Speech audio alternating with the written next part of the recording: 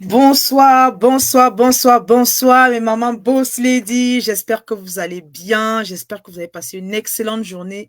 Nous voilà rendus à notre vendredi 4 octobre pour faire notre formation dans laquelle nous faisons briller nos enfants. J'espère que vous avez passé une excellente journée. Ce soir encore, nous allons apprendre. Ce soir encore, nous allons nous nourrir, nous allons progresser, nous allons passer à un autre niveau. Vous avez bien remarqué, je ne suis pas seule ce soir. Je suis avec une invitée spéciale qui va se présenter tout à l'heure. J'espère que vous allez véritablement bien. Ce soir, nous parlons d'un autre sujet très, très important pour nos enfants, fondamental, qui leur permettra de passer encore à un autre niveau. Comment créer du lien avec son enfant? Comment créer du lien avec son enfant? Ce soir, waouh! Vous ne savez même pas tout ce qu'on va apprendre. Vous ne savez même pas encore tout ce qu'on va apprendre. Donc, je vais vous laisser vous installer. Alors, celle qui arrive, hashtag live, et celle qui regarde en replay, hashtag replay, pour nous dire que vous êtes passé par là. Dites-nous ce que vous avez pensé. Faites-nous un message pour nous dire comment vous avez ressenti toutes les informations qu'on va partager ce soir. Bienvenue, bienvenue aux mamans. Alors, je vais vous laisser vous installer petit à petit et nous allons bientôt commencer. Partagez autour de vous. Moi, je vais partager de mon côté.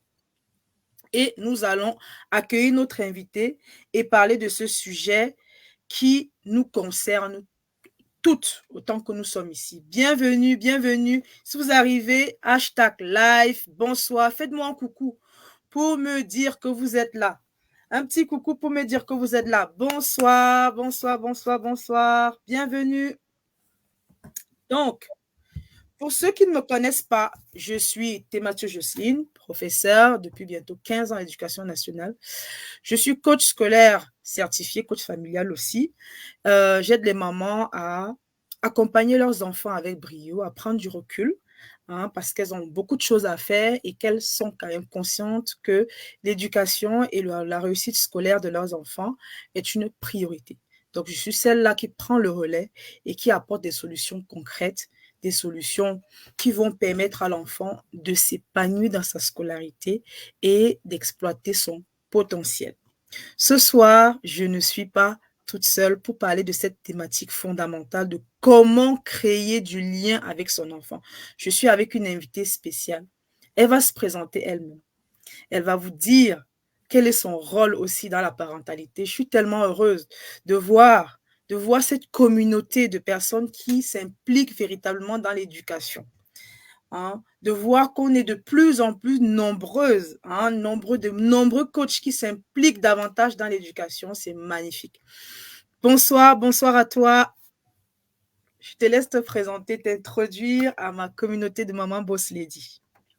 Bonsoir, bonsoir Jocelyne, bonsoir à toutes les mamans. D'ailleurs, je préfère dire à toutes les mamans résilientes parce qu'on est là, parce que on sait on est tombé, on tombe encore, mais on ne reste pas à même le sol, on se lève et on veut continuer, on veut trouver quelque chose pour continuer l'aventure avec nos enfants.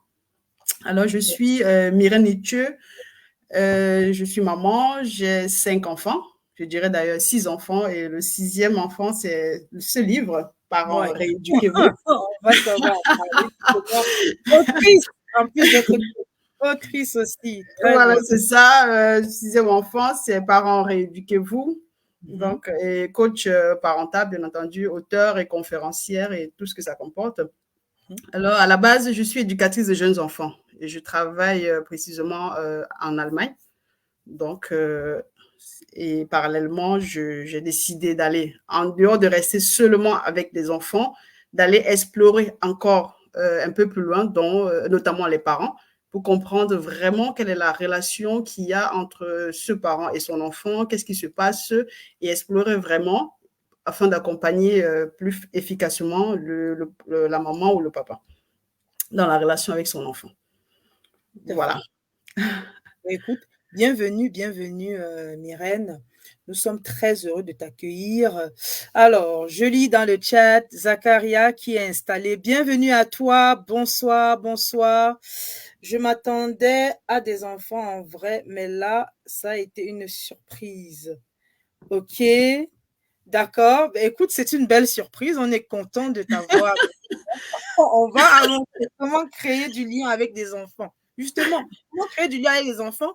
Alors, c'est comment, peut-être que ce n'était pas assez précis, comment permettre aux parents, en tout cas, c'est le parent qui va mettre des choses en place pour pouvoir créer du lien avec ses enfants. Et donc, ça tombe bien. Qu'est-ce que c'est qu'un lien? Quand on parle de lien avec son enfant, finalement, qu'est-ce que c'est, Myrène? Comment est-ce que tu peux le définir? En réalité, déjà, quand on parle du lien, on voit déjà deux personnes. Parce qu'il ne peut pas avoir un lien, voilà, toute seule comme ça. Tout à Quoique, fait. il y a un lien interne avec soi-même.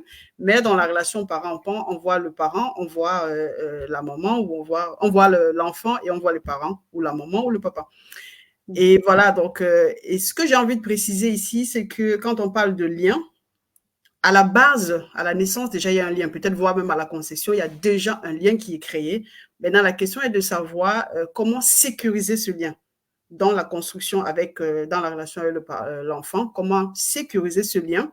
Et la deuxième chose aussi très importante de savoir aussi dans ce qui est, dans ce qu'on appelle le lien, c'est de savoir que le lien, c'est un besoin. Et quand on parle de besoin, par conséquent, il faut que ce soit satisfait. Soit il est satisfait à l'instant T parce qu'il y a les outils suffisants pour ça, ou alors cette satisfaction peut être en différé. Donc, parce que maintenant on est en indisponibilité, on ne peut pas le faire, donc on peut le différer. Donc, ça, c'est vraiment des éléments très importants. Et le troisième élément aussi important de savoir, c'est que quand on dit il y a un besoin et que le besoin doit être satisfait, et une fois que le besoin est satisfait dans la relation, je crois que c'est plus facile pour chacun d'explorer, pour la maman d'explorer, parce que son besoin est satisfait, pour l'enfant aussi d'aller facilement aussi explorer le monde extérieur, aller vers les autres, jouer avec les autres. Donc, il y a plus de liberté parce que déjà, en amont, il y a une sécurité qui s'est installée. Donc, pour résumer, je dirais tout simplement, lien, quand on parle de lien, on parle vraiment d'un lien d'attachement, attaché à quelqu'un, proximité à quelqu'un, donc à ma figure parentale, ou à un adulte plus grand, ou à quelqu'un plus grand que moi, et qui peut venir m'apporter des réponses à mon besoin. Ah, mon Donc, besoin. Tout à fait. Tout à fait. ouais. Et donc, si on veut un peu aller plus loin, quels sont donc ces besoins conditionnés, en tout cas, que ce lien-là va à combler, en fait, finalement? Si on Oui, parce parle que de... quand je parle, oui, justement, parce que quand je parle du besoin, oui, quand je parle du besoin d'attachement, c'est vraiment la base. C'est vraiment la base pour dire, voilà, si je suis en détresse, parce que quand on regarde le cas de l'enfant et le parent, c'est que l'enfant est en détresse, l'enfant est dans une position de vulnérabilité et a besoin de son parent pour pouvoir apporter des réponses par rapport à sa détresse. Un enfant qui pleure parce qu'il a peur, parce qu'il est en colère, parce qu'il a, bref, bien d'autres émotions qui le traversent, alors il ne peut pas se réguler tout seul et il a besoin d'un parent pour venir l'aider à co-réguler. C'est pour Tout ça à qu'on fait. dit, en ce moment, il est dans cette détresse et il a vraiment besoin de son parent. Tout Donc, à c'est fait. vraiment le point important de savoir que c'est un besoin d'attachement, un besoin de proximité. Une fois en détresse, je cherche ma proximité dans ma figure parentale et voilà, pour pouvoir satisfaire à ce besoin de lien. Parce que c'est ça qui me sécurise et me permet d'aller explorer après, de jouer Tout avec à les autres, par exemple. tout à fait, effectivement. Donc, c'est vital finalement, c'est Bien vrai, sûr. C'est c'est pour ça que c'est un vital besoin. émotionnellement, vital physiquement, parce Oui, que oui, oui. oui, cette proximité-là est fondamentale, autant pour l'enfant, même pour nous les parents finalement. Bien sûr, bien sûr, bien sûr, bien sûr. C'est pas juste quelque chose qu'on donne, mais on reçoit aussi de notre enfant finalement lorsqu'on crée ce lien-là. Mm. Donc du coup, avant de continuer les mamans, vraiment, si vous arrivez, faites-nous signe. C'est vrai, on discute, on parle, on parle, on parle, mais ce n'est pas qu'un monologue. Quand vous êtes là, maman, faites-nous signe. Dites-nous que vous êtes là. Hashtag live, mettez des cœurs, partagez, parce que ce qu'on partage ici va apporter de la valeur. Déjà, ça va nous apporter la valeur, nous en tant que maman, mais ça va apporter la valeur à nos enfants. parce que nous sommes là pour eux. Et pour être là pour eux, on doit avoir la connaissance. Pour avoir de la connaissance, ben, on est là pour ça et partageons. Il y a une maman quelque part qui a besoin d'entendre ce qu'on évoque ici. Oui, tout à fait. Donc, vraiment, le lien est un besoin fondamental, vital. Alors, à quel moment on sait finalement, parce que tout à l'heure, tu nous as dit que de toutes les façons, le lien, il est là. Maintenant, à quel moment on sait que ce lien, il est sécurisé ou à quel moment on se rend compte que finalement, parce qu'on dit souvent, bah, le lien, il est rompu, j'ai l'impression de ne plus comprendre, que mon enfant s'est éloigné de moi, c'est compliqué. À quel moment on se rend compte, on doit se rendre compte, en tout cas, qu'est-ce qui peut nous alerter pour se rendre compte que là, la sécurité du lien qu'on devrait avoir avec notre enfant est en danger ou bien il est rompu? Oui, ça c'est vraiment une très bonne question. À quel moment on s'en rend compte? Comme je dis, dans la relation parent-enfant, la plupart du temps, l'enfant a sa façon non verbale de passer le message. Il va passer le message de façon non verbale, par des cris, par des rejets. Peut-être il a l'habitude de faire quelque chose et voilà, subitement, il ne le fait plus. Et il va avoir des comportements qui, selon l'adulte, c'est inapproprié, c'est inadapté. Alors, il faut vraiment le punir, il faut le violenter, il faut crier, quoi que ce soit. Donc, du coup, ici, ce que je voulais signaler, c'est que dans le lien, quand on parle d'un lien de sécu, donc un lien qui va vraiment sécuriser la relation parent-enfant, on va voir très souvent un enfant qui a rempli, dans le réservoir, son réservoir d'amour, son réservoir d'énergie a été vraiment rempli, bien dosé, va beaucoup plus explorer. Explorer, ça veut dire c'est quelqu'un qui va prendre beaucoup d'autonomie à faire quelque chose sans être en train d'attendre son parent, sans être en train de rechercher cette proximité de façon excessive. Parce qu'un enfant qui est sécurisé, c'est celui-là, comme je disais tout à l'heure, qui va être plus facile, ce sera plus facile pour lui de prendre certaines décisions, d'être beaucoup plus autonome, comme je le disais tout à l'heure. Donc, s'il a peut-être envie de jouer avec les copains, il n'a pas besoin de dire, maman, viens avec moi, je veux que tu restes à côté de moi, je veux que si tu n'es pas à côté de moi, je ne pourrais pas aller jouer. Parce que, en prenant peut-être l'exemple, quand la maman va quelque part avec un enfant, quand il arrive, de prime abord, il ne connaît pas le lieu, et du coup, parce que pour lui, ça signale un danger. Et du coup, il a besoin de cette proximité de sa maman pour le rassurer et exprimer vraiment que non, ici, il y a la sécurité, je suis là, je peux t'accompagner pour un début et je te montre les différents locaux, les différents endroits. À ce moment, la façon qu'il va être accueilli par sa maman, parce qu'il a transmis vraiment sa peur, il va être accueilli par sa maman. Ça va lui permettre après de monter dans les différentes pièces avec les copains, jouer, rigoler et tout ça, sans vraiment être dans la peur, sans vraiment être dans le stress, parce qu'il sait que derrière, il a reçu vraiment cette sécurité-là venant de sa maman, qui lui a donné le signal, je suis là, ne t'inquiète pas, tu peux aller explorer parce que je suis là. Et s'il y a un souci, tu reviens me voir, je vais t'accueillir. Donc, du coup, l'enfant, il sait que sa figure parentale ou sa figure d'attachement est là. Et pour lui, c'est beaucoup plus facile d'explorer. Maintenant, lorsque un enfant est dans un attachement insécure, donc il ne sait pas, quand il est dans sa détresse, il ne sait pas si sa figure d'attachement va répondre à son besoin ou pas. Du coup, ça va faire, il va peut-être montrer des signes comme l'enfant qui va pleurer à chaque fois qu'on va à un endroit. Il pleure parce que peut-être à cet endroit-là, la maman ne l'accompagne pas dans sa peur. La maman signale peut-être que c'est un danger et il est tout seul. Elle n'est pas là. Par exemple, il y a des paroles comme tu es un grand garçon, tu peux te débrouiller. Voilà, j'ai besoin que tu me colles un peu de paix. Est-ce que ici tu ne connais pas cet endroit? Tu sais bien comment ça fonctionne et tout ça. Et il va s'en rendre compte que voilà, ma figure parentale ne vient pas répondre à mes besoins. J'ai besoin qu'elle me réconforte, j'ai besoin qu'elle me donne de l'attention pour comprendre que à l'intérieur de moi, il se passe des choses. Et j'ai besoin qu'elle me sécurise ou alors qu'elle me rassure. Et ça, c'est important pour l'enfant. Donc, on va voir des enfants comme ça, très, très peureux. Parfois, il a très peur tout le temps, il a très peur, ou alors, il va l'exprimer autrement parce qu'il faut bien que de façon inconsciente, il va mettre des stratégies de défense, en fait, quoi, de façon inconsciente.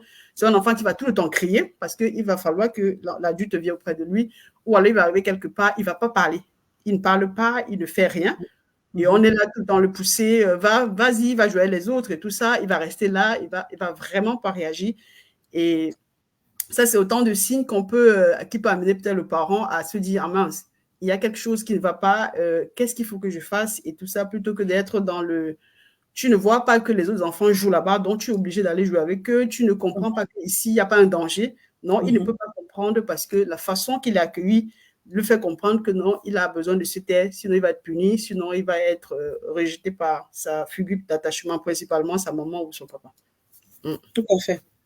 Tout à fait. Et vraiment, tout ce que tu expliques là pour le quotidien, c'est-à-dire cet enfant qui va être vraiment toujours en colère, crier, être vraiment réclamer l'attention des adultes finalement. On le retrouve parfois dans le cadre scolaire aussi. Je peux comprendre vraiment dans le cadre scolaire, les enfants qui vont attirer l'attention, qui vont parfois troubler la classe, perturber, parce qu'ils réclament quelque chose, ils veulent attirer l'attention qu'ils n'ont peut-être pas ou qu'ils ont perdu, ou alors d'autres enfants qui sont dans la peur, qui sont vraiment, qui se sentent dans l'insécurité parce que on va leur demander tout le temps d'être performants. C'est-à-dire que riche des résultats, les bonnes notes, on revient encore sur cette notion de notes. Et à côté de cela, on va oublier ce côté de sécurité émotionnelle, finalement, qui est aussi qui est très important. Et même d'ailleurs primordial.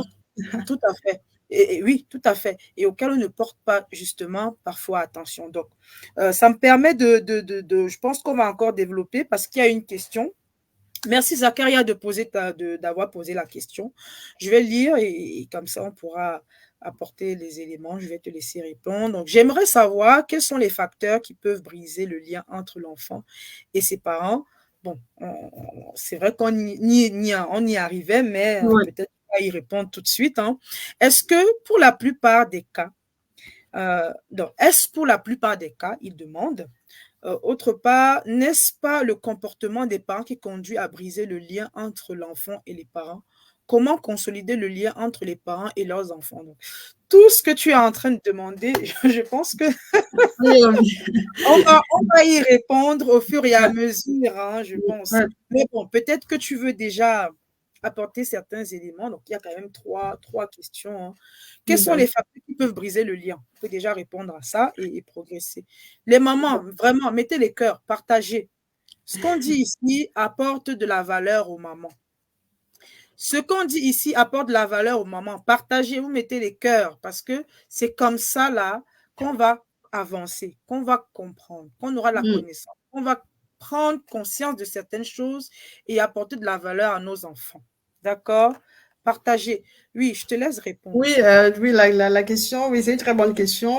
Comme tu disais, on devait revenir au fur et à mesure là-dessus.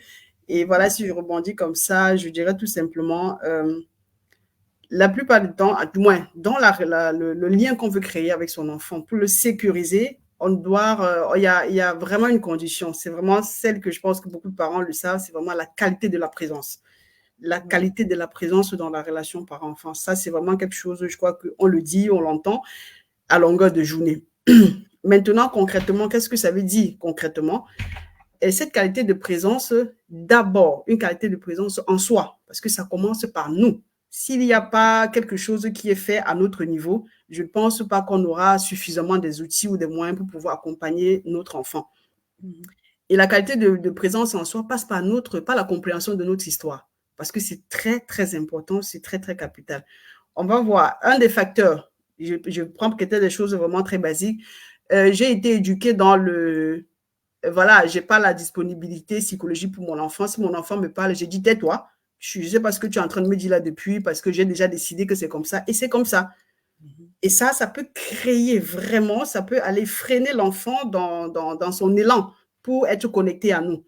Et justement, parce que si on n'a pas pris la peine d'aller comprendre qu'est-ce que mon histoire me dit, de reconnecter avec mon enfant à moi-même, de reconnecter avec mon adolescence, ça va être extrêmement difficile d'être connecté à mon enfant et d'être disponible et accessible et aussi sensible, parce que je crois que la partie qui est extrêmement compliquée pour nous, c'est vraiment la partie émotionnelle et relationnelle, parce que c'est quelque chose qu'on n'a pas trop, on nous a pas beaucoup appris, on nous a pas donné les outils pour ça.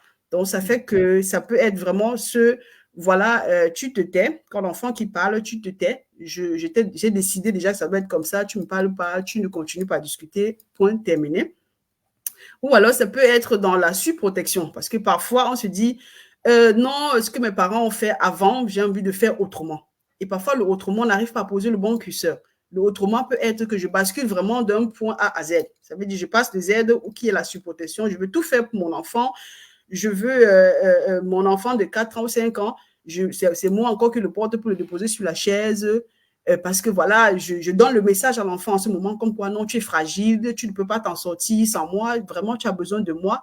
Et ça fait que ça donne l'impression à l'enfant qu'il est vraiment fragile, donc il a besoin toujours d'un adulte, sinon il ne pourra pas s'en sortir tout seul, il ne pourra pas se débrouiller tout seul. Donc il y a vraiment ce côté de surprotection que parfois nous les parents on se dit non, je n'ai pas envie de commettre les mêmes bêtises que mes parents parce que je veux faire autrement, je veux donner le meilleur à mon enfant. Mais parfois, on se retrouve en train de reproduire la même chose, mais sous un autre angle, parce qu'on le surprotège, on veut faire tout à sa place, à notre ado, on veut vraiment être celui-là qui, s'il y a une sortie à faire les copines, je suis là, je te dépose, c'est moi, je reste là, je t'attends jusqu'à ce que tu termines avec tes copains, et on sort, et tout ce que ça comporte. Donc ça, c'est aussi un facteur où parfois, c'est vraiment les parents, nous les parents, on a besoin de comprendre et se dire, surprotéger un enfant ne l'aide pas forcément et au contraire, ça peut l'insécuriser parce que ça ne lui donne pas suffisamment d'outils, suffisamment de ressources, d'aller connecter même avec ses propres ressources parce que c'est un enfant, c'est un adolescent, mais il a ses propres ressources à lui qu'il a juste besoin qu'on vienne pour l'aider à rendre visibles ces ressources-là, à aller connecter vraiment à ses propres ressources. Donc, il y a ce point-là. Il y a aussi un autre facteur qui est, voilà, on peut faire peur à nos enfants parfois. Parfois, on revient du travail, on est fatigué. Il suffit qu'un enfant nous dise quelque chose ou bien on trouve qu'il est en train de jouer, on se met à crier. Parce que ça, c'est quelque chose, une thématique, c'est une partie que généralement, il n'y a pas un parent, quand tu vas demander qu'est-ce que tu fais et que tu as envie de changer sur ton enfant, il va dire, je vais arrêter de crier. Parce qu'on sait ce que ça représente, la charge mentale déjà, surtout pour les parents qui sont actifs, de revenir du boulot, de revenir je ne sais pas où, et voilà, de constater peut-être que voilà, l'enfant il devait déposer son sac à gauche, il l'a plutôt mis à droite, et tout de suite, ça nous fait exploser. Ça nous fait exploser et on crie tout le temps. On peut crier avec nos enfants. Ça peut aussi être des disputes ou des cris avec nos propres partenaires, pour des parents, pour une maman mariée ou alors un papa avec sa femme, ça peut être vraiment des cris. Et des disputes assez violentes comme ça, vis-à-vis de l'enfant, en se disant non, il est tout petit, il ne comprend pas, il ne sait pas ce qu'on est en train de vivre et tout ça. Pourtant, les enfants sont très, très, très connectés à nous. Ils sont vraiment, ce sont eux-mêmes qui nous amènent même parfois à nous questionner, à nous remettre en question par rapport à un certain nombre de situations. Tout à fait. Merci beaucoup. Merci. Merci pour cette réponse assez riche. Bienvenue au moment qui arrive. Bienvenue à vous. N'hésitez pas à mettre des cœurs. #live. Partagez autour de vous. Bienvenue, bienvenue, bienvenue, bienvenue. Ornel, bienvenue à toi. Merci beaucoup, coach Myrène, pour ces détails, pour vraiment d'avoir pris le temps de développer davantage vraiment ces éléments parce que oui, effectivement, ce sont des petites choses anodines qui, avec le temps, qui s'agrandissent. Par exemple, surtout lorsque tu parles des termes parfois, je dirais même le mot, de la violence, parce que... Oui, c'est la violence, en fait. C'est de la violence. La violence verbale, la violence physique, la violence dans notre attitude, la violence, oui. Cette violence non verbale-là qu'on n'exprime pas forcément avec des mots, ni même avec la colère, mais avec des tics, des attitudes qui sont restées et qui sont liées finalement à notre histoire, à notre vécu, à l'éducation que nous avons aussi reçue, parce que c'est des choses qui restent à nos blessures, à nos limitations, à nos croyances. Finalement, c'est ça, en fait, qu'il faut aller interroger quand je pense que c'est ce que tu es en train de nous dire, ce qu'il faut aller interroger quand on parle de notre histoire, justement. Et c'est tout ça qui rentre dedans. Donc, c'est vraiment un travail profond, finalement, à faire sur soi en tant que parent. Oui. Parce que ça commence par là, d'ailleurs. Ça commence par là, parce qu'il faut que le parent arrive à être...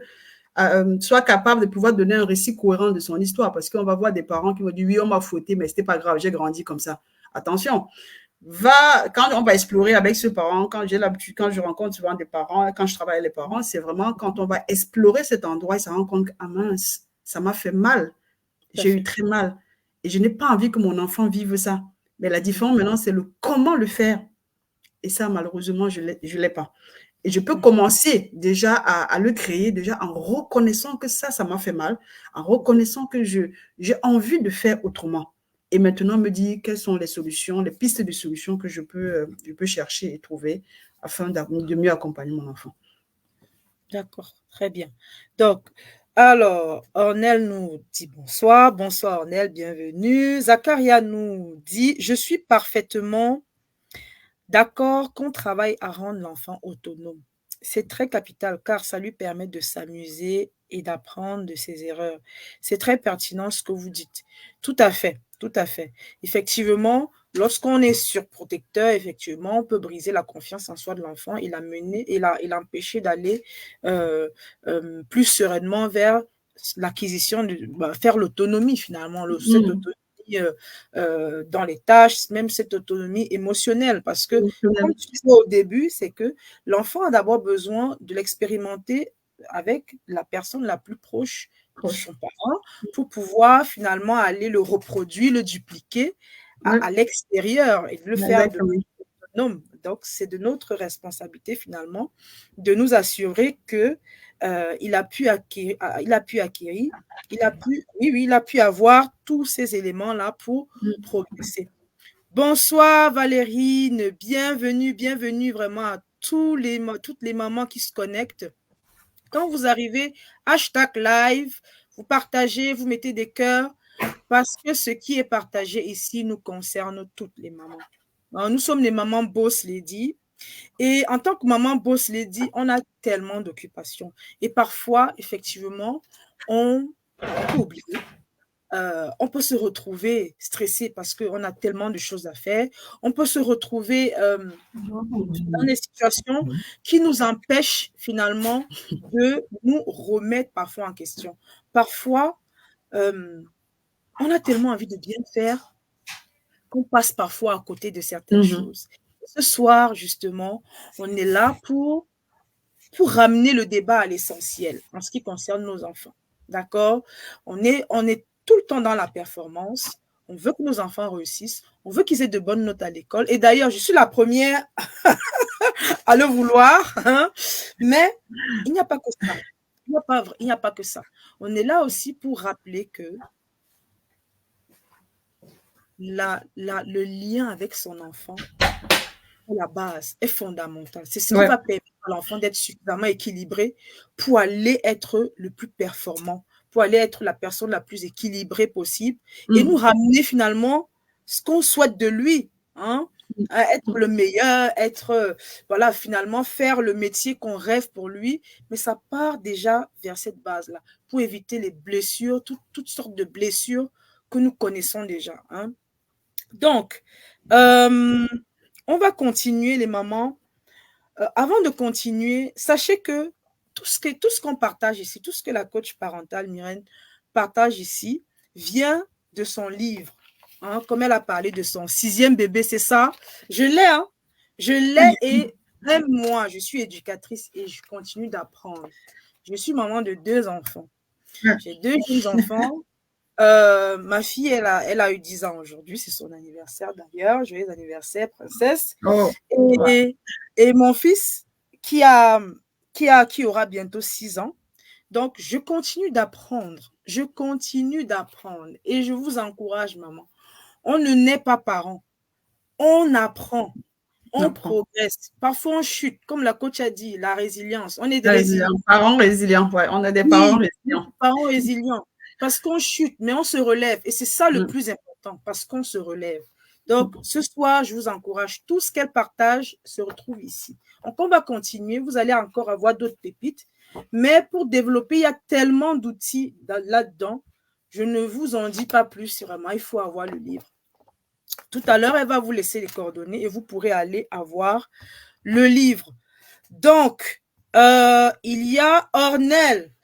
Ornel nous demande, n'étant pas la bébé... Attends.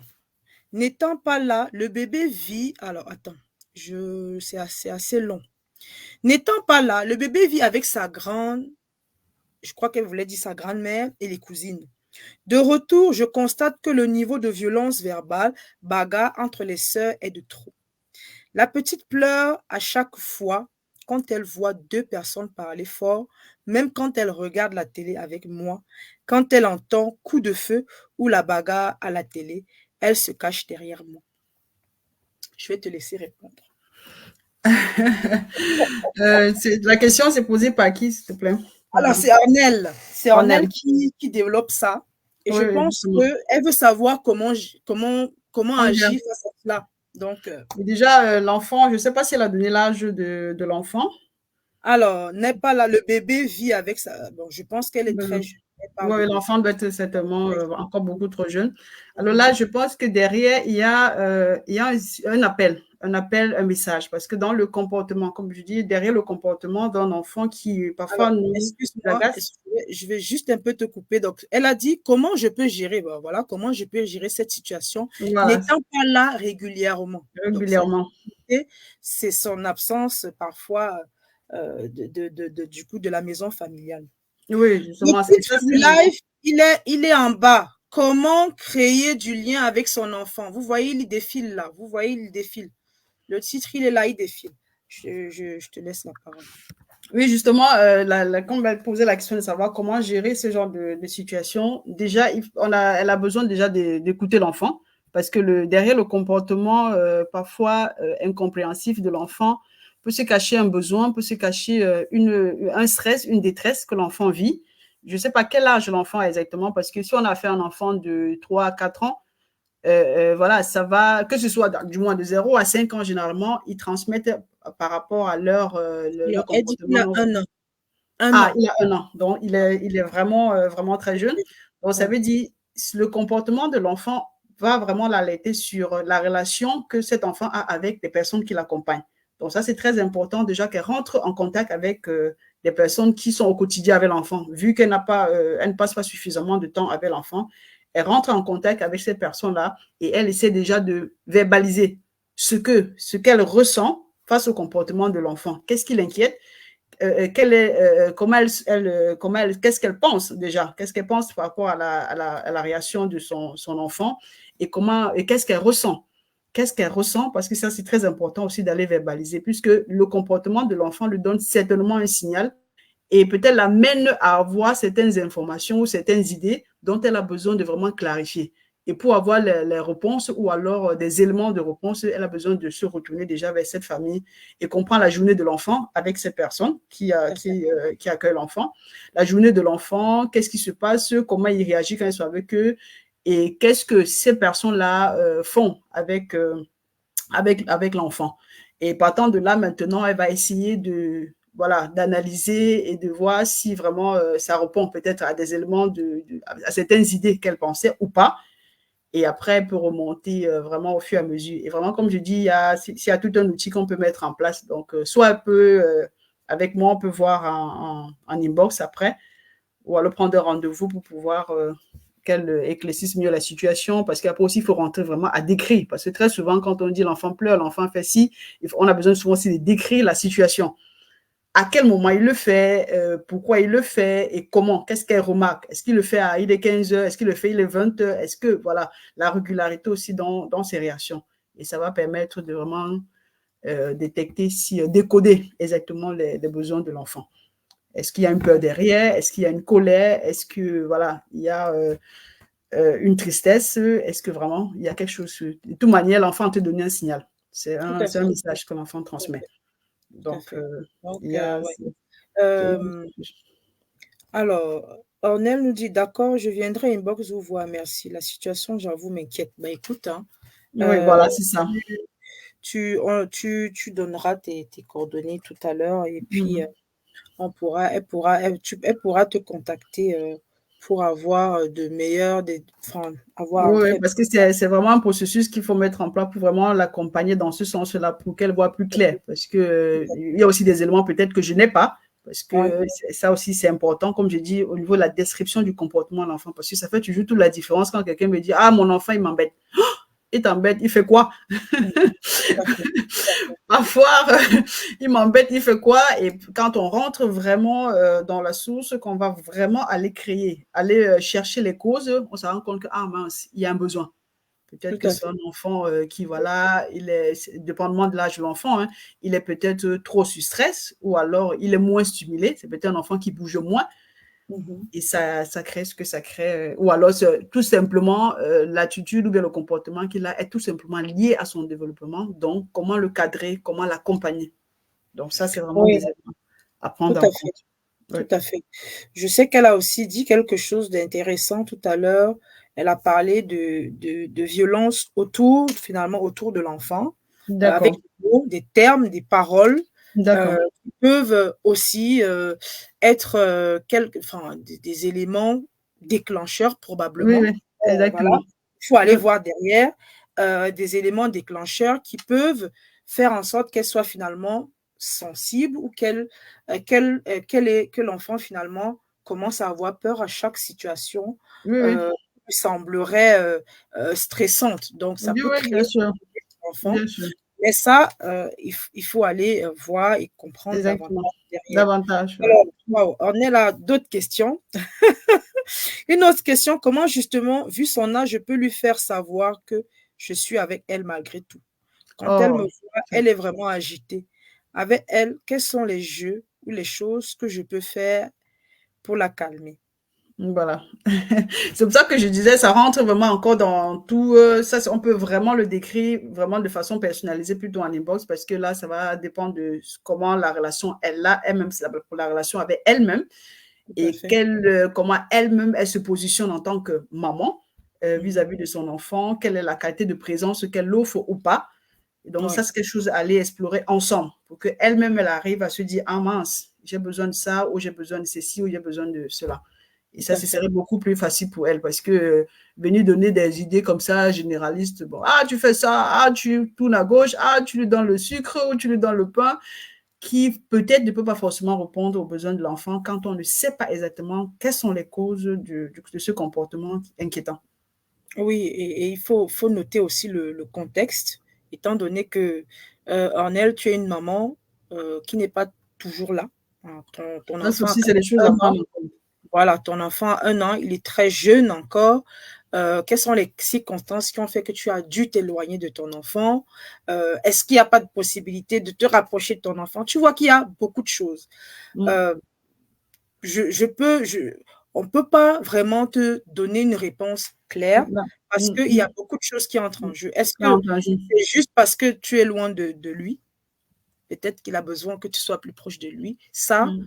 il faut en discuter pour comprendre. Je Est-ce que, comprends. voilà, est-ce que il y a quelque chose qui s'est passé et Mm. qu'elle te transmet le message comme ça, mais pour ça, il faudrait aller interroger tout le contexte pour comprendre. Je Donc, comprends. c'est-à-dire que même si on te dit que il faut passer du temps, parce que ça, tu le fais, je pense que tu le fais déjà, passer Oui, du tous les temps, parents le font, hein. Chacun fait à son niveau. la prendre dans tes bras ou le prendre dans tes bras, jouer avec lui, jouer avec elle, lui parler, lui chanter des chansons. Tu vois, tout ça, ça, comme je dis toujours, c'est des gadgets. Juste aux parents. Toutes les petites astuces, tout ça, nanana, c'est des gadgets. Le travail de fond, c'est vraiment aller décortiquer les choses. Et ça, il faut le faire pour pouvoir apporter vraiment la réelle réponse à ton enfant, aux besoins de ton enfant. Oui, exactement. Voilà. Donc, Ornelle nous dit, donc Ornelle elle dit merci. Et donc, je pense elle va te revenir tranquillement en inbox pour en parler. Bonsoir, Lisa. Bonsoir, bonsoir. Bienvenue. Bienvenue à toutes les mamans, au coach Yvonne, bienvenue, bienvenue à vous, bienvenue à tous ceux qui se connectent, à toutes celles qui se connectent. Nous sommes très heureuses de vous avoir ce soir pour notre thématique comment créer du lien avec son enfant. Ce soir, c'est vraiment un moment extraordinaire parce que on parle encore de nos enfants et on leur apporte, on s'apporte à nous-mêmes de la valeur et on leur apporte de la valeur pour leur permettre de briller. Donc, comme je disais tout à l'heure, toutes les solutions sont dans le 1.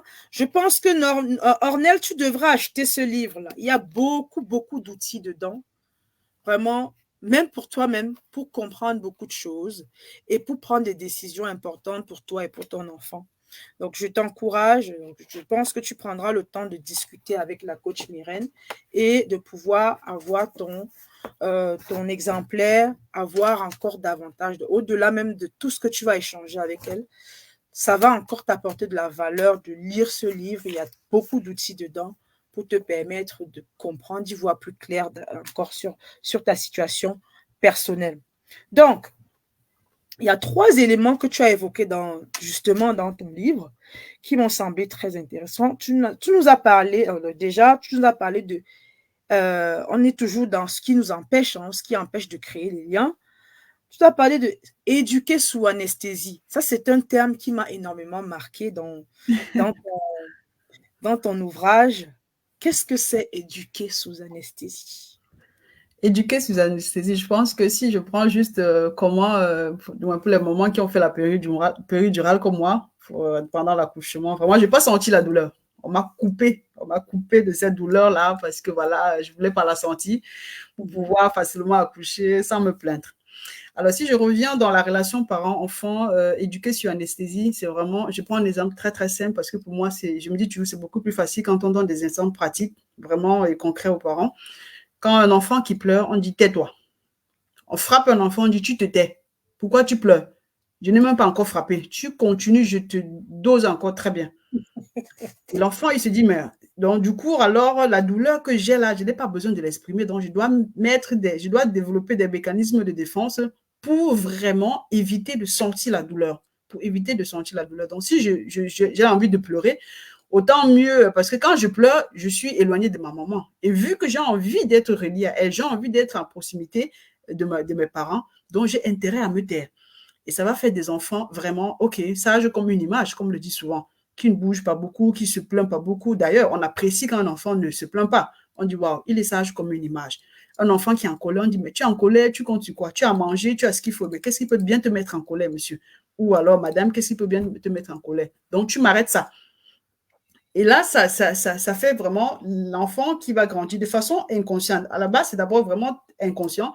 C'est, oh là, quand je pleure, je n'ai pas la réponse qu'il faut de ma maman ou de mon papa ou des personnes qui prennent soin de moi. Parce que je rappelle encore ici que quand on parle de lien aussi, c'est pas, à la base, c'est d'abord maman ou papa, mais aussi ça s'élargit avec toutes les personnes qui prennent soin au quotidien de l'enfant.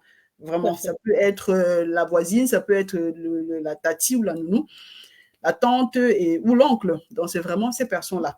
Alors, comment est-ce qu'ils viennent en réponse à ma situation de détresse? Peut me couper, m'amener à me couper vraiment de mes douleurs. Je n'ai pas le droit d'être en colère parce que d'ailleurs, on dit tu es en colère, c'est quoi ton problème? Tu ne vois pas que tu as suffisamment ce qu'il faut? Pourquoi est-ce que tu as besoin de te mettre en colère? Tu es triste, on te dit, mais qu'est-ce qui peut bien te rendre triste? Tu as mangé. Et qu'est-ce qui fait que tu es encore triste alors que tu viens de manger? Mais non, il est triste, peut-être, il y a quelque chose qui ne va pas. Au-delà de ses besoins physiologiques, il y a des besoins émotionnels, il y a des besoins relationnels. Parce que l'enfant est revenu, pour un enfant qui revient de l'école, il dit, ah, maman, ma copine, elle ne veut plus me parler ou elle n'a pas joué avec moi. Mais tu te cherches une autre copine. Est-ce que tu es obligé de jouer avec cette copine-là? Pas. Ça fait que l'enfant, ça ne fonctionne pas comme ça, c'est pas automatique. carrément, il se dit, ah mince, quand je me plains comme ça, quand je dis ceci, ou alors quand il faut exprimer mon parent, je risque de perdre la relation avec mon parent, je risque de perdre le lien avec mon parent. Et c'est ça que justement, on disait au début, ça insécurise l'enfant. Et ça fait que face à une autre situation, il se dit, mais est-ce que je peux me confier à mon père? Est-ce que je peux me confier à ma maman? Parce que de toute manière, sa réponse, je ne sais pas vraiment comment est-ce qu'elle va réagir. Et vraiment, OK, autant mieux, parce que tout être humain, on est fondamentalement lié. Hein. Donc, c'est pour ça qu'on disait tout à l'heure, le lien, c'est un besoin. Parce que j'ai besoin d'être en lien, même s'il est insécure, je préfère me couper et venir et être avec mon père et être avec ma mère. Donc, du coup, ça me rend vraiment, je m'anesthésie de façon inconsciente et plus je grandis, pour moi, c'est normal en fait, quoi. Parce qu'au départ, ça me protège, vu que ça me permet d'être en lien avec mes parents. Mais quand je deviens adulte, c'est autre chose. Parce que du coup, adulte et parents, l'enfant vient réveiller ça en moi. Parce que j'ai tellement appris à éviter de sentir, à éviter d'avoir peur, à éviter d'être en colère, au risque de perdre le lien avec mes parents. Donc, du coup, on préfère être anesthésié. tout à fait. Waouh! Éduquer sous anesthésie, enfin, moi, ça m'a marqué parce que, ben, évidemment, on nous disait de se taire quand on pleurait. C'est vraiment, ça part vraiment de notre propre éducation. Et aujourd'hui, et inconsciemment, on le Oui, transmet. C'est-à-dire qu'on ouais, transmet euh, automatiquement. Et bien c'est sûr. vraiment quelque chose de.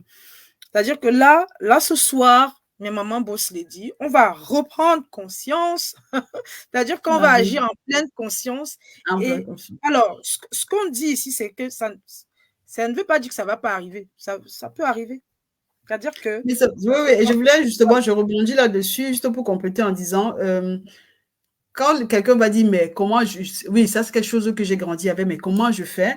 Alors peut-être j'ai fait une fois, ça n'a pas forcément donné. Parfois tu veux les écouter, mais peut-être les âgés, il fait juste ses caprices et tout ça. Non, parce que c'est quelque chose on va échouer, mais c'est important de prendre conscience que, ah, aujourd'hui j'ai loupé, mais comment je repars?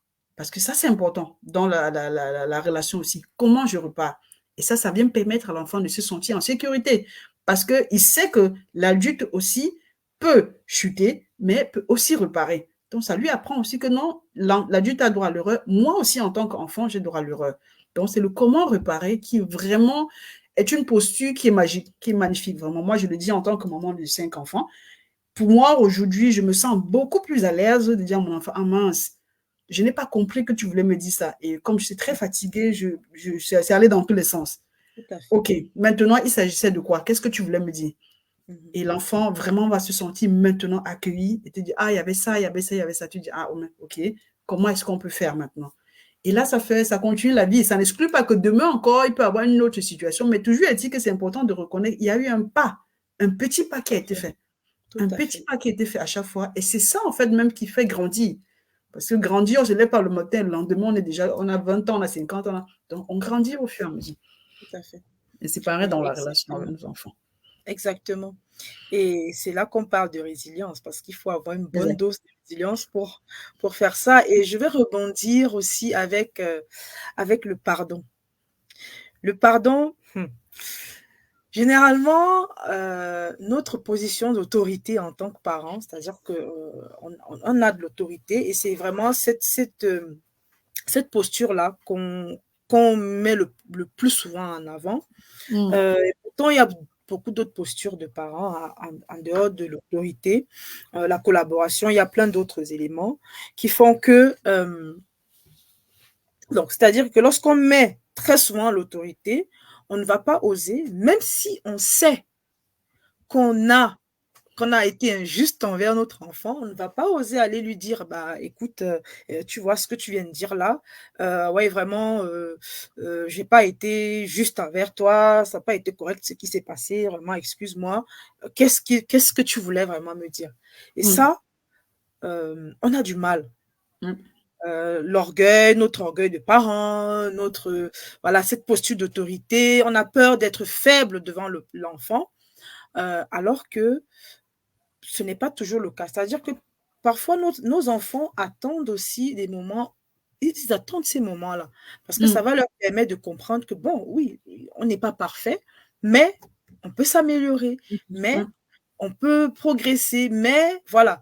Et, Mm. et c'est ça, c'est vraiment ça, c'est vraiment cette posture-là qui va aussi favoriser justement ce lien-là, qui va favoriser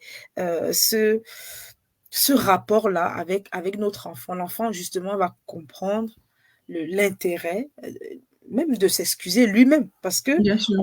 ça veut dire qu'on va fabriquer des enfants qui ont un orgueil surdimensionné et ça va continuer. Donc, Et ça malheureusement, continue. Mm. voilà, tout à fait.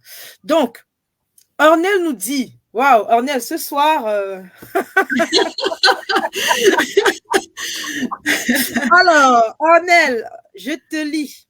Moi alors, j'ai très mal géré la situation avec la petite. J'ai cru au départ que c'était des caprices. Ah, ça, Ah, on allait ah, en revenir. ah, Et avec le stress que j'avais au boulot, j'ai pratiquement rejeté ses demandes. ah, Ses mm. besoins. Aujourd'hui, j'essaye, mais j'ai l'impression qu'elle s'est déjà habituée. Elle a 1 an et 7 mois et je la garde comme si c'était... Ah, je la gronde, ok, comme si c'était une grande personne. Voilà, j'ai mal. J'espère que je saurai surmonter la pente.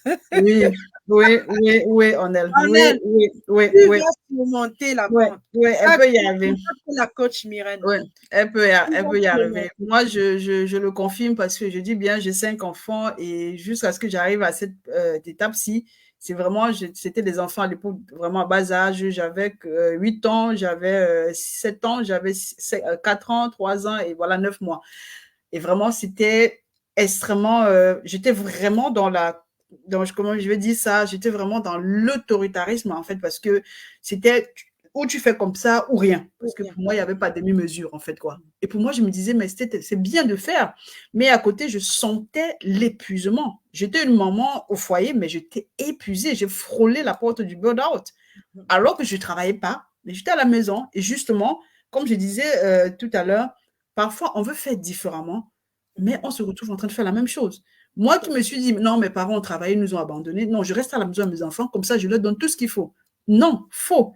Faux, au contraire, on peut vraiment être toxique. Et j'étais vraiment cette maman toxique. Oui, oui, ça je le dis, je ne me cache pas de J'adore le ce dire. mot parce que elle a tous été à un moment donné, je crois. Ouais, Hein. ouais, voilà, j'étais vraiment cette maman toxique là où et je me rendais compte que mais j'ai un problème. Je pense que je suis malade. Il y a quelque chose que je vais faire. Alors, avec le déclic que j'ai eu dans l'accompagnement que j'ai fait avec d'autres personnes, je me suis dit, ah mince, alors là, il y a quelque chose à faire. Et aujourd'hui, comme je dis, Ornel, c'est vraiment possible. C'est vraiment possible parce que Ah déjà, oui. le petit pas qu'elle a déjà pu faire, c'est déjà arriver à verbaliser ça. Parce que ça, c'est quelque chose que c'est pas toutes les mamans qui arrivent à verbaliser, se dire, ah, mais non, je pense pas, je pense pas. C'est déjà un pas et c'est un pas qui donne déjà l'ouverture. Et ça, c'est très important. Tout à fait, tout Ça, à c'est fait. très important. Avoir l'humilité, la résilience de Ouais, comprendre ce qui s'est passé, ouais, de l'admettre ouais, et ça, c'est c'est très, très vraiment le important. début de la solution. C'est Oui, vraiment le bien début sûr, de la solution bien sûr. pour établir le lien avec son enfant, tout à fait. Alors, je pense qu'on a vraiment évoqué tellement de choses concernant le lien, concernant ce qui empêche, concernant les difficultés. On a quand même un peu évoqué certaines solutions ici. On a parlé de certains gadgets aussi, comme j'aime si bien le dire.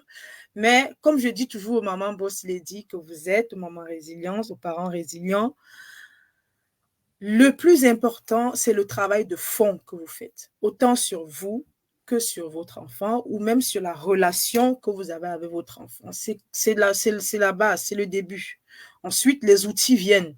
Les outils viennent quand vous avez déjà compris, quand vous avez déjà travaillé sur vous, quand vous avez déjà ouvert les portes, certaines portes psychologiques pour accueillir justement ce qui va vous permettre de passer à un autre niveau. Et c'est à ce moment-là que vous êtes prêt à vous déployer finalement. Donc, oh là là, j'ai des mamans attendez, j'ai des mamans qui veulent venir dans le live. Je crois qu'elles vont venir en replay. Hein. Ah là là là là là là là, là les mamans.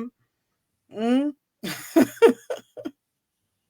Attendez sur mon profil. Voilà, elle va me trouver. Donc, Ornel nous dit, j'ai l'impression qu'elle s'ennuie même avec moi. Oh, non, ça va aller, Ornel. Hein, comme on dit chez nous, On va ça va aller. travailler. On va Oui, travailler oui, ça. oui, ça ira. Ça ira. Donc maintenant, comment créer du lien? Je sais que dans ton ouvrage, alors avant de parler de comment créer du lien, les mamans, j'aimerais rappeler le stage de révision. Les mamans, les abonnements au stage de révision ont déjà commencé, au booster de révision scolaire ont commencé. La première session, c'est le 28, on commence le 28 octobre de ce mois-là, le 28 octobre. Donc, il faut déjà abonner les enfants au stage de révision. C'est 5 sessions d'accompagnement pendant les vacances scolaires pour travailler en maths et en français.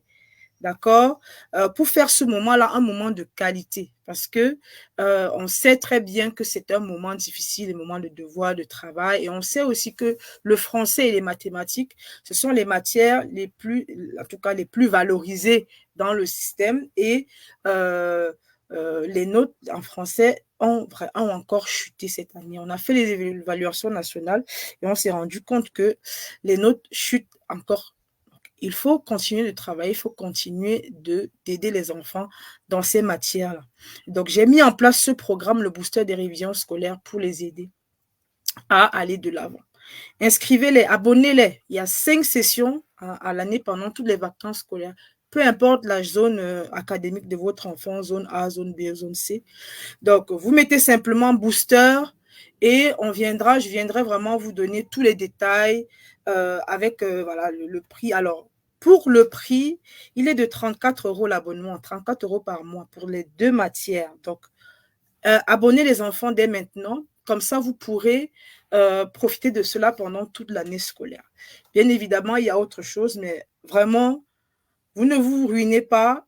Et en plus de ça, vous apportez de la valeur à votre enfant. Donc, c'est maintenant qu'il faut le faire. On va continuer avec notre thématique, comment créer du lien avec son enfant. Mais du coup, comment faire? Comment faire? Je sais que dans ton message, tu nous as parlé de réparer notre enfant intérieur. Donc, comme on disait tout à l'heure, ça commence par nous. Ça commence par nous. Est-ce que tu peux nous en dire plus, en tout cas nous en dire plus ici sur réparer notre enfant intérieur? Qu'est-ce que c'est? Réparer notre enfant intérieur, c'est, comme je disais tout à l'heure, c'est déjà prendre le temps pour aller reconnecter avec l'enfant qu'on a été, l'adolescent qu'on a été, et de comprendre quels ont été nos besoins. Quels ont été nos besoins, quels ont été nos sentiments, nos émotions, et de pouvoir accueillir. Parce que moi, je vais prendre un exemple assez pratique, parce que vraiment, j'adore les exemples pratiques. C'est vraiment moi qui grandis dans une famille où, ou alors dans une culture où les gauchers sont vraiment des personnes qui n'ont pas besoin, qui n'appartiennent pas à la société. Et moi, je viens au monde et il y a quelques mois, on constate que, quelques années après, on constate que, bon, voilà, c'est une fille, c'est un enfant gaucher. Alors, du coup, on s'est dit non, non, non, elle n'appartient pas à la famille. Et vraiment, j'ai subi de violences et de fortes et profondes violences physiques, psychologiques et émotionnelles. Et du coup, quand je grandis, pour moi, vraiment, ça a laissé tellement de blessures. Ça a créé de blessures en moi, dans les blessures vraiment d'abandon, de rejet, de trahison. Parce que pour moi, je disais, mais je n'ai pas décidé à naître ainsi.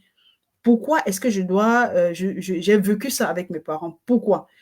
Et du coup, quand je grandis, je deviens maman aussi. Pour moi, c'est comme une vengeance. Malheureusement, la vengeance est à la mauvaise personne.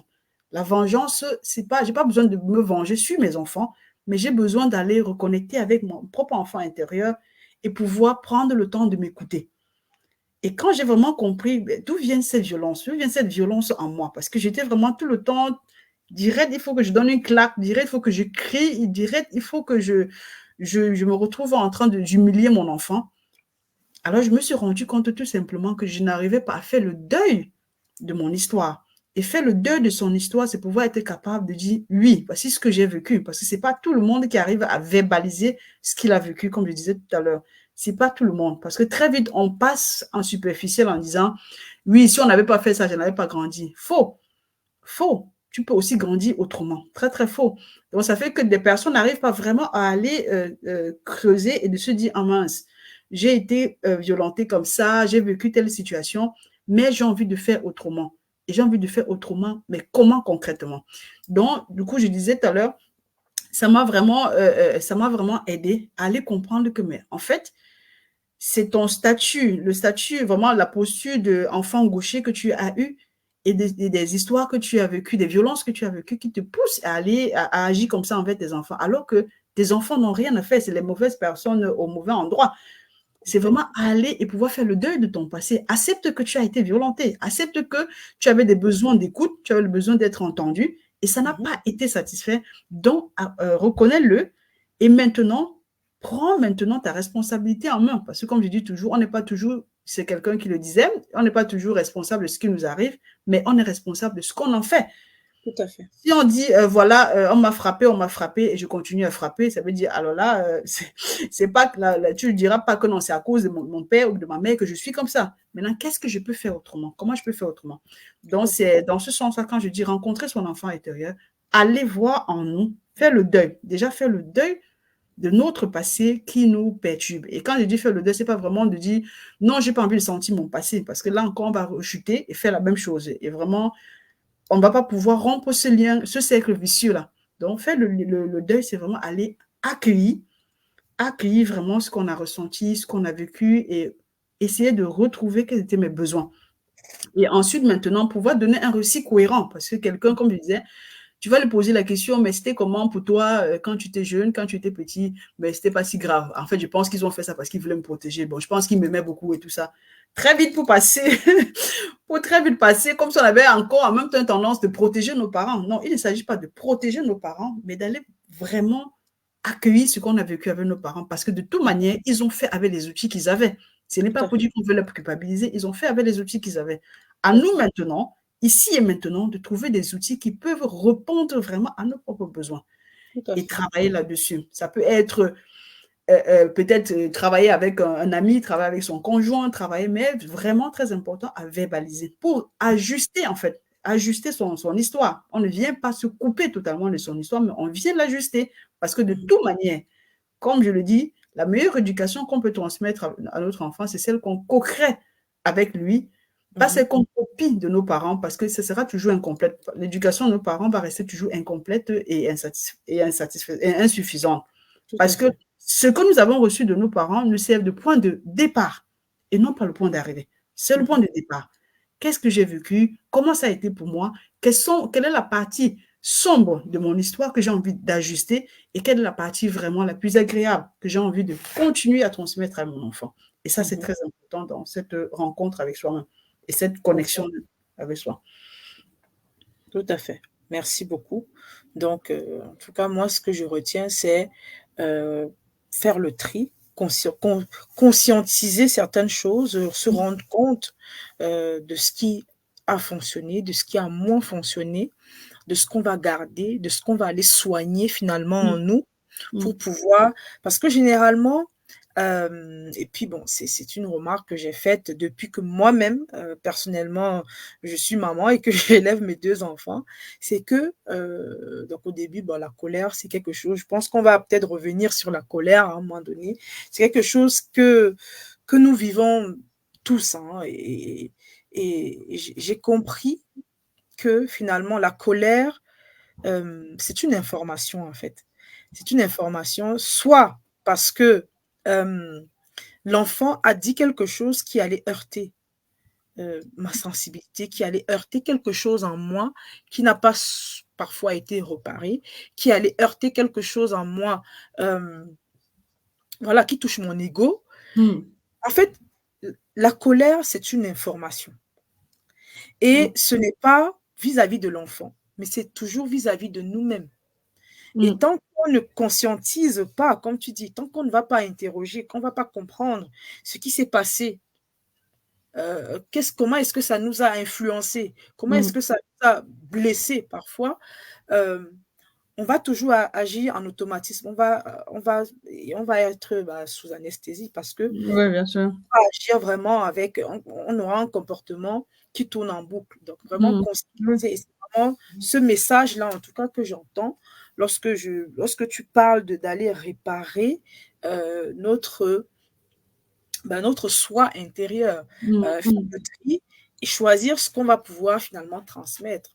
Et évidemment, aujourd'hui, on n'a plus d'excuses parce que la connaissance est disponible. Ah, ça. Il faut aller chercher la connaissance. Il faut aller acheter le livre. Achetez ça. Vraiment, je suis très sérieuse. Achetez-le et dedans, vous aurez des pépites vraiment pour déjà aller faire, il y a des exercices pour aller travailler cet enfant intérieur-là qu'on a en nous et ensuite pouvoir l'interroger, comprendre qu'est-ce qui va finalement dans le langage de notre enfant, dans le rapport de notre enfant à nous. Par exemple, je sais que moi, quand ma fille parle beaucoup, moi, c'est quelque chose qui m'agace. Mais au début, ça me mettait en colère. J'ai dû aller interroger cette colère-là. Mais pourquoi? Pourquoi ça t'agace autant qu'elle te pose autant de questions? Et je pense que je ne suis pas la seule dans ce cas de figure. Ça. L'enfant qui va dire, mais pourquoi? Pourquoi? Il faut. Mais maman, à un moment donné, ouf, il faut aller interroger ça. Il faut aller interroger ça. Et il faut faire la paix avec ça parce que elle vit sa vie. Bien sûr. Voilà. Donc, il va falloir accepter qu'elle vive sa vie pour que continue à s'exprimer librement et à déployer ça parce que c'est un talent finalement, un enfant qui s'exprime. Tous les enfants n'ont pas cette qualité linguistique là. Donc voilà. Donc en tout cas, merci beaucoup, coach. Au-delà, justement, c'est vrai qu'on est revenu sur la colère. Au-delà, il y a un outil. J'aimerais vraiment qu'on parle d'un outil assez pratique pour apporter voilà, un peu de croustillant aux mamans. Tu as parlé de la fonction des émotions.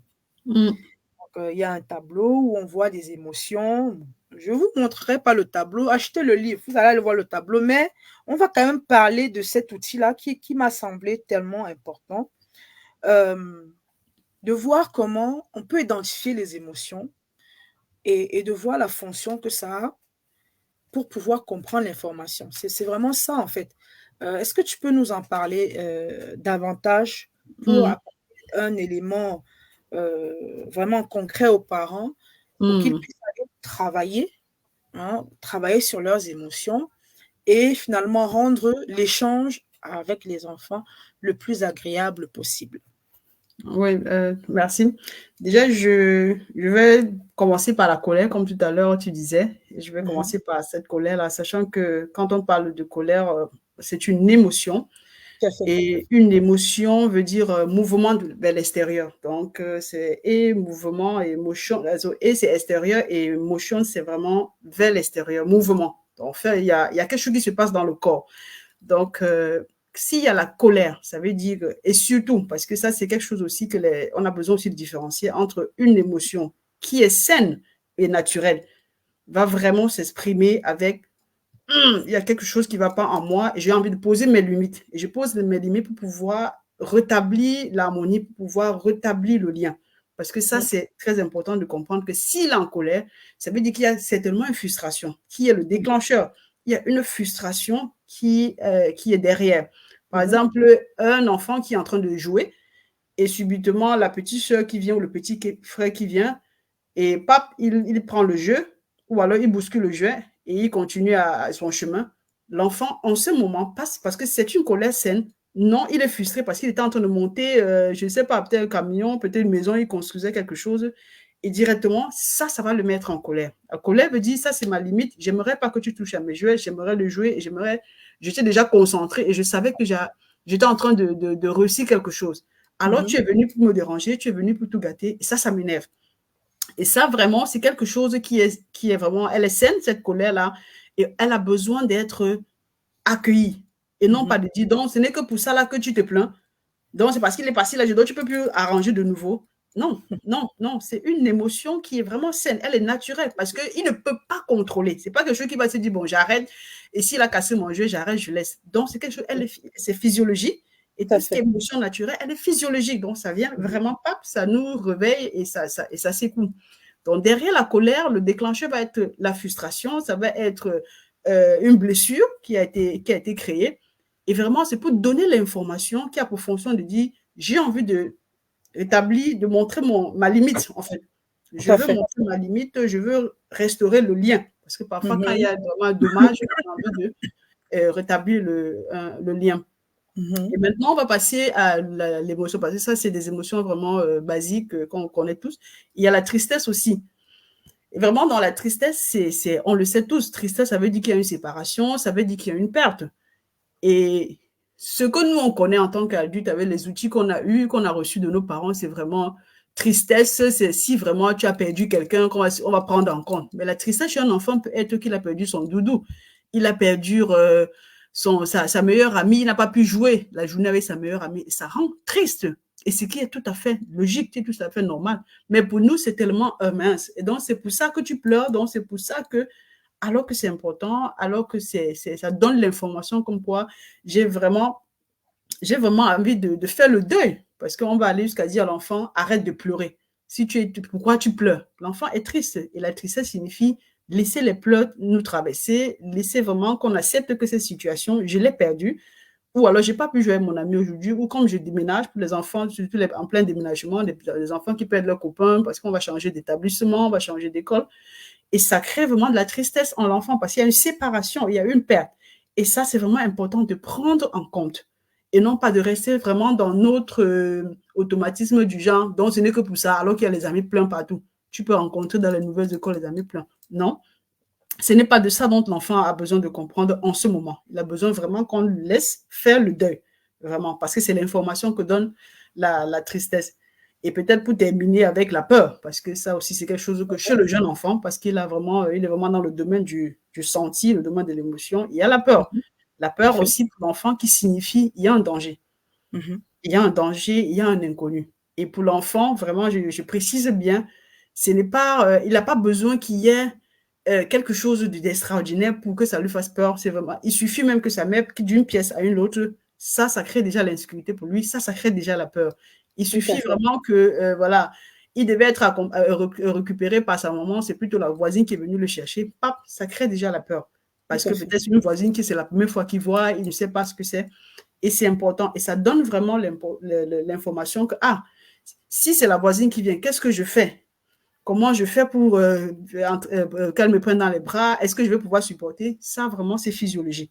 Et c'est important de comprendre que ce sont des émotions naturelles. Ce sont des émotions qui nous donnent des informations sur ce qui se passe à l'intérieur de nous. Et en tant que parent, on a besoin juste d'accompagner. Déjà, de s'accompagner soi-même, parce que si nous, on ne sait pas que, voilà, parce que très souvent, on va dire, tu n'as pas besoin d'avoir peur. Non, tu as besoin d'avoir peur. À la seule différence qu'il faut que ce soit une peur saine. Parce que si c'est une peur parasite, ce qu'on appelle souvent les peurs parasites, c'est des peurs qui vraiment liées à une situation qui est passée, qui n'a rien à voir avec le présent. Ça, c'est quelque chose qu'il ne faut pas accueillir chez l'enfant ou bien accueillir chez un jeune adulte parce que ça va plutôt aller creuser davantage des blessures inutiles. Donc, c'est important. Oui, justement, pour ajouter à cette notion de peur, justement, quand on est surprotecteur, oui, c'est parce que parfois on a ces peurs parasites-là. Exactement. Et c'est vraiment une chose probable qui pourrait éventuellement arriver à notre enfant. Et donc, on va être tellement prévenant, un peu trop.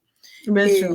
Et voilà, ce qui peut créer justement cette fermeture-là, l'enfant ne sera plus autonome et ça peut aussi briser le lien. On peut être là et briser quand même le lien avec notre enfant. Donc, bien sûr. À faire attention, effectivement. Merci beaucoup.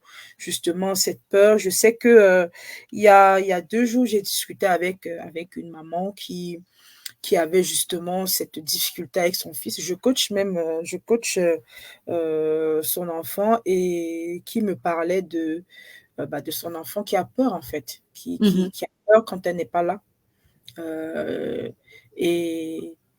Et oui, ça me fait penser à cette situation-là. La maman n'est pas, elle travaille énormément, elle bouge beaucoup et donc il est constamment dans cette peur de sa maman, de voir sa maman partir. Voilà, c'est quelque chose il faut vraiment qui est très présent et qui peut déstabiliser l'enfant et ne surtout pas dire à l'enfant que c'est rien parce que c'est vraiment justement, c'est son univers qui se module tout le temps. Nous-mêmes aussi, on a peur. Hein, c'est pas en tant qu'adulte, même quand elle saura qu'elle va pour travailler et tout ça, ou elle arrive peut-être au travail, on lui dit, bon, aujourd'hui, tu vas recevoir 10 personnes de grandes personnalités. Pardon, tu vas recevoir des hautes personnalités. Alors, prépare-toi en 5 minutes, tu vas le faire. Attends, ça crée le stress, ça crée la peur, ça crée ce que ça crée. Et voilà, on n'a pas, le chef n'a pas besoin de dire non, c'est rien, ça va passer. Non, il y a le stress, on doit reconnaître qu'il y a un stress, on va reconnaître que derrière ce stress aussi peut cacher une peur de ne pas bien faire, une peur. Peut-être qu'il y a, s'ils arrivent, peut-être il y a des choses qui vont te faire Et ça, c'est important de reconnaître, vraiment de Tout à fait, reconnaître que la ce soit peur chez de l'enfant. l'imprévu, enfin, c'est ça, Exact, effectivement. oui, oui, c'est Exactement. important. Et c'est pour ça que bah, on apprend à gérer la peur, on apprend même la prise de parole en public, Ouais. c'est tout ça en fait. Mm, C'est pas mm. anodin. Donc, on apprend à gérer certaines situations. Imaginez un enfant qui n'a pas encore tous les outils. Il n'a pas Ouais. encore. En plus, c'est un enfant, son cerveau n'est pas encore suffisamment développé. Donc, il faut vraiment l'accompagner. C'est un accompagnement Mm. quotidien justement vers la stabilité émotionnelle, euh, Émotionnel. psychologique de l'enfant. C'est tellement fondamental. Vraiment, merci beaucoup, coach Myrène, pour ce partage. Je suis tellement, tellement contente de t'avoir ce soir. Je ne sais pas les moments pour vous. Vraiment, si vous êtes là, faites-moi hashtag live, aimez, partagez ce qui est dit ici, parce que ce sont des petites choses du quotidien mais qui font toute la différence. Mm, Vous ouais. imaginez, vous imaginez une maman qui se rend compte, c'est-à-dire que qui a passé sa vie, c'est-à-dire qui a passé sa vie, qui vit pour ses enfants. Imaginez que vous avez organisé toute votre vie pour être là pour vos enfants. Et vous avez réussi à le faire. Seulement, vous êtes là, mais vous n'agissez pas dans l'intérêt de l'enfant. Pas parce que vous ne voulez pas, mais parce que vous n'avez pas la bonne attitude. Mm. Vous imaginez, vous êtes dans l'injonction, vous êtes dans la menace, vous Mm. êtes dans Le chantage. voilà, le chantage, alors que vous êtes là. C'est-à-dire que vous avez pris du temps pour être avec votre enfant. Mais si l'attitude, si vous n'avez pas pris le temps de travailler sur vous, si vous n'avez pas pris le temps de travailler sur vos émotions, si vous n'avez pas pris le temps de guérir de vos blessures, de comprendre votre histoire culturelle, votre histoire éducationnelle, de comprendre l'enfant intérieur qui a été blessé en vous, de le guérir et de vous stabiliser émotionnellement, vous voyez que tout le reste va s'écrouler aussi. Mm. Donc, Mm. c'est fondamental, les mamans, fondamental ce qu'on partage ce soir. Vraiment, merci, coach Myrène, pour ces pépites. Et je vous encourage encore, et je ne le dirai jamais assez, je l'ai acheté. Si je l'ai acheté, c'est parce que dedans, il y a tellement de choses à apprendre pour nous. J'ai appris énormément dans ce livre. J'ai des outils que j'ai utilisés personnellement pour mes propres enfants et qui m'aident. Vous voyez, même en tant qu'éducatrice, je continue d'apprendre. Je vous encourage, les mamans, boss lady, on n'est jamais trop intelligent. En tant que parent, il n'y a pas d'intelligence. Mm, Il y a que pas du tout. apprenons, apprenons, parce que les Pas émotions, du là, tout. c'est pour tout le monde. Ouais, ça, La colère, là, c'est tout le monde. La peur, c'est tout le monde. La, tout ce qu'on a évoqué ici, c'est tout le monde, les mamans. Donc, apprenons, trouvons les clés pour faire briller nos enfants. C'est eux la relève. C'est eux la relève. Donc, je vous encourage. Myrène, peut-être que tu avais un dernier mot. Alors, on va mettre, Myrène, comment te contacter, Myrène? Ça, c'est important. Comment te contacter? Mon numéro WhatsApp, là, je ne sais pas si je te donne ça comme ça. Bon, je ne sais pas. Mon numéro WhatsApp, c'est le plus On, 49. on peut le mettre. On met Oui, ton on peut le numéro. mettre. Oui, oui, oui, oui, oui, oui, D'accord, oui. on va écrire ton numéro et puis vous pourrez, c'est 0, alors je C'est l'écris plus là, 49, donc ou 0049. ok, C'est le numéro WhatsApp. oui, 179 mhm, 43 mhm, 719 mhm, 81 81. 81, ok, voilà, et voilà, donc vous pouvez contacter la coach Myrène à ce numéro pour avoir le livre, pour voilà, vos consultations. Donc, tu es coach parental. Parle-nous un petit peu de comment est-ce que tu accompagnes les parents finalement. Voilà, dans ce qui est accompagnement, je le fais de façon personnalisée. Comme je disais tout Mhm, à l'heure, par rapport aussi à la situation de Onek qui était là, c'est des, c'est des outils, et il y a des outils que j'utilise parce que, en fonction aussi de la situation de la cliente ou de la maman ou le papa, en fonction de la situation. Et c'est des accompagnements qui peuvent aller, le minimum qui peut aller, le minimum, c'est de 3 mois. Et voilà, et le maximum, c'est voilà, ça peut aller jusqu'à 1 an, dépendamment de la situation avec le parent, parce que j'ai pas, pour moi personnellement, comme je dis, il y a cette posture empathique que le parent a besoin d'intégrer, parce que parfois on parle de mhm, l'empathie, mais on se dit mais quoi, ou comment, alors que je suis suffisamment empathique.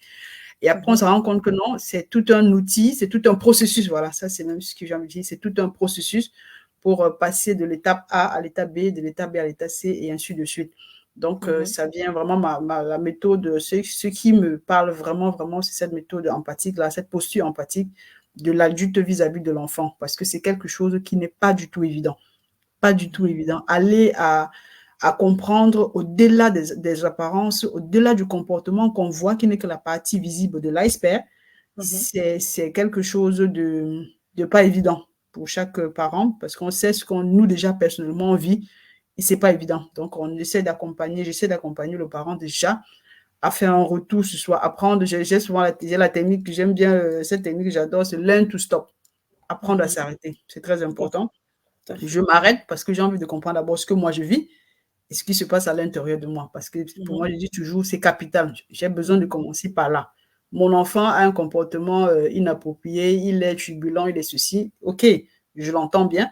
Mais allons derrière. D'abord, commençons par le commencement, comme on dit souvent. Toi, mhm. quelle est ta posture? Toi, qu'est-ce que tu dis? Qu'est-ce que tu penses? Comment tu te sens? Comment tu réagis? Ça, c'est important pour mieux accueillir le parent et l'amener. Parce que pour moi, la clé, c'est d'amener le parent à aller connecter avec ses propres ressources pour pouvoir mieux accompagner les enfants. Parce que nous tous, on sait comment ça fonctionne, mais concrètement, qu'est-ce qu'on peut mettre en place?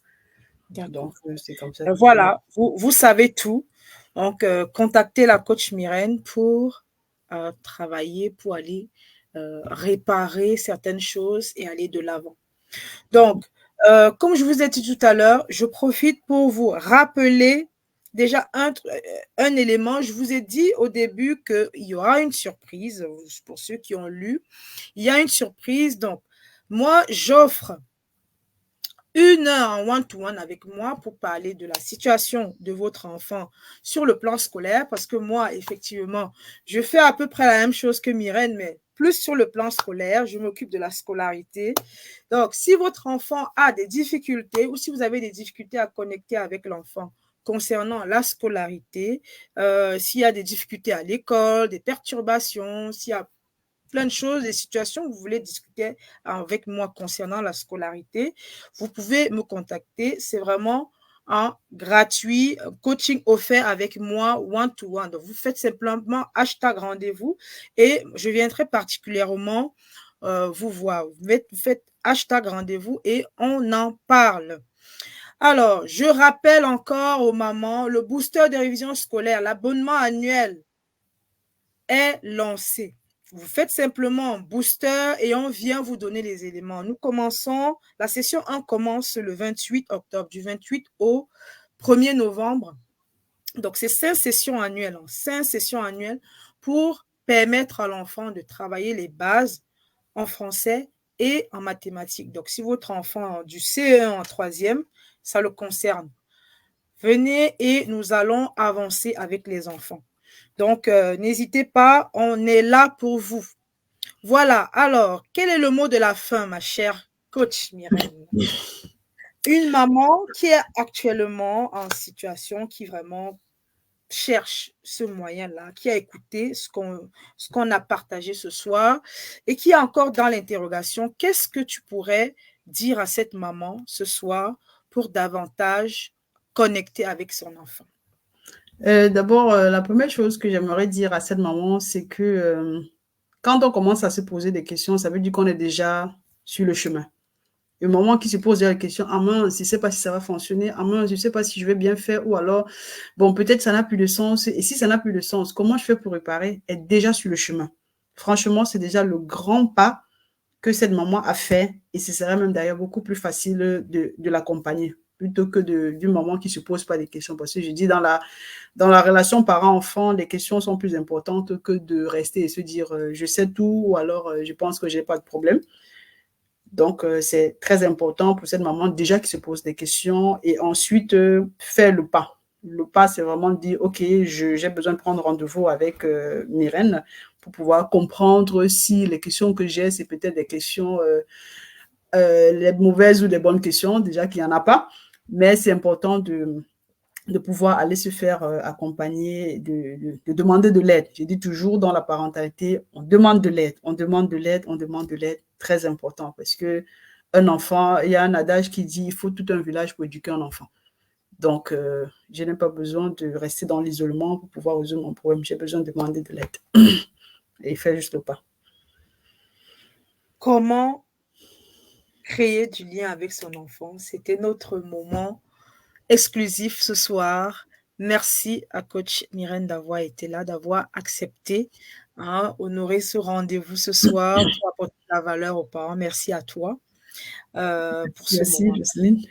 C'est moi qui te dis merci parce que vraiment, c'est tout un honneur aussi d'être là et de pouvoir partager parce que je dis, ce qu'on fait là, on est dans le partage, on est dans l'échange parce que tu l'as si bien dit, tout le monde apprend, tout le monde s'informe et il n'y a pas, encore qu'aujourd'hui, avec la nouvelle technologie, il y a beaucoup de connaissances, donc il n'y a pas de raison qu'on dise que je n'y arrive pas.